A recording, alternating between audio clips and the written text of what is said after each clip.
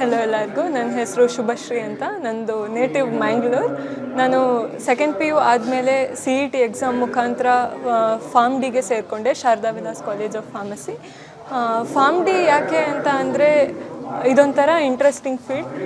Subject wise ನೋಡೋದಾದರೆ ನಾವು anatomy and physiology, ಫಾರ್ಮಸ್ಯೂಟಿಕ್ಸ್ ಇರ್ಬೋದು, ಫಾರ್ಮಕಾಲಜಿ, ಫಾರ್ಮಕೋಥೆರಾಪ್ಯೂಟಿಕ್ಸ್ ಇರ್ಬೋದು, ಆಮೇಲೆ ಟಾಕ್ಸಿಕಾಲಜಿ, ಫಾರ್ಮಸ್ಯೂಟಿಕಲ್ ಅನಾಲಿಸಿಸ್, ಈ ಥರ ಬೇರೆ ಬೇರೆ ಸಬ್ಜೆಕ್ಟ್ಸ್ನ ಈ ಕೋರ್ಸಲ್ಲಿ ನಾವು ಕಲಿಬೋದು. ತುಂಬ ನಮ್ಮದು ಎಂಫೋಸಿಸ್ ಏನಿರುತ್ತೆ ಅಂದರೆ ಒಂದು ಔಷಧಿನ ಡೆವಲಪ್ ಮಾಡೋದು ಅಥವಾ ಅದನ್ನು ಕಂಡು ಹಿಡಿಯೋದು, ಅದನ್ನು ಹೇಗೆ ಕರೆಕ್ಟಾಗಿ ಹ್ಯೂಮನ್ ಯೂಸ್ಗೆ ಬಳಸ್ಕೊಳ್ಬೋದು, ಯಾವುದೋ ರೋಗಕ್ಕೆ ಟ್ರೀಟ್ಮೆಂಟ್ ಕೊಡೋದಕ್ಕೆ, ಹಾಗೆಯೇ ಅದರ ಅಡ್ಡ ಪರಿಣಾಮಗಳೇನು, ಅದನ್ನ ಹೇಗೆ ಮ್ಯಾನೇಜ್ ಮಾಡಬೇಕು, ಈ ಥರದ ಎಲ್ಲ ವಿಷಯಗಳನ್ನ ನಾವು ಕಲಿಬೋದು. ಮೇಯ್ನಾಗಿ ಜಾಬ್ ಆಪರ್ಚುನಿಟೀಸ್ ಅಂತ ನೋಡಿದ್ರೆ ನಾವು ಕ್ಲಿನಿಕಲ್ ಫಾರ್ಮಸಿಸ್ಟಾಗಿ ಹಾಸ್ಪಿಟಲ್ಸಲ್ಲಿ ವರ್ಕ್ ಮಾಡ್ಬೋದು. ಮೇಯ್ನಾಗಿ ಅಲ್ಲಿ ಸೈಡ್ ಇಫೆಕ್ಟ್ಸ್ಗಳನ್ನ ಮಾನಿಟರ್ ಮಾಡ್ಬೋದಿರ್ಬೋದು, ಅಥವಾ ಪೇಷಂಟ್ಗಳಿಗೆ ಕರೆಕ್ಟಾಗಿ ಡೋಸಲ್ಲಿ ಮೆಡಿಸಿನ್ಸ್ ಹೋಗ್ತಾ ಇದೆಯಾ, ಕರೆಕ್ಟಾಗಿ ಮೆಡಿಸಿನ್ಸ್ ತಗೋತಾ ಇದ್ದಾರಾ ಅಂತ ಚೆಕ್ ಮಾಡೋದಿರ್ಬೋದು.